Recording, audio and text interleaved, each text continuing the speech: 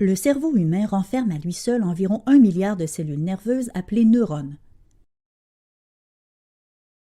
Comme toutes les autres cellules, un neurone contient des ions chargés positivement et négativement à l'intérieur et à l'extérieur de sa membrane. De plus, la membrane plasmique d'un neurone au repos a une plus grande charge négative sur sa surface interne que sur sa surface externe. Cette répartition de la charge crée dans la membrane une différence de potentiel appelée potentiel de repos membranaire et que l'on peut mesurer à l'aide d'un voltmètre. En moyenne, une électrode intracellulaire enregistre une valeur de moins 70 mV. Le potentiel de repos membranaire dépend de deux facteurs. Premièrement, il dépend de la présence de gradients de concentration du sodium et du potassium de part et d'autre de la membrane plasmique. Plus précisément, il y a davantage d'ions sodium à l'extérieur du neurone qu'à l'intérieur et davantage d'ions potassium à l'intérieur du neurone qu'à l'extérieur. Deuxièmement, le potentiel de repos de la membrane dépend de la différence de perméabilité de la membrane plasmique aux ions sodium et aux ions potassium.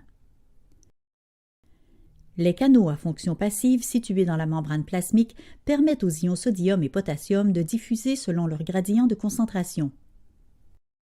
La membrane contient beaucoup plus de canaux qui laissent passer le potassium que de canaux qui laissent passer le sodium. Elle est donc beaucoup plus perméable aux ions potassium.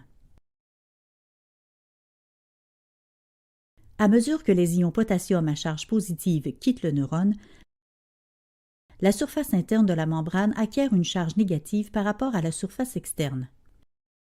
Si les ions potassium étaient les seuls à se déplacer, le potentiel se stabiliserait à moins 90 mV.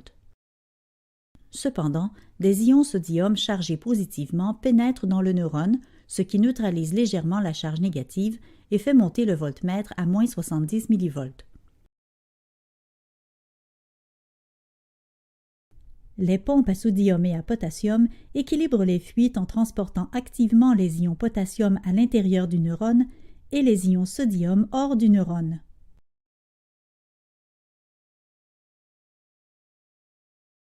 Elles contribuent ainsi à maintenir le potentiel de repos de la membrane.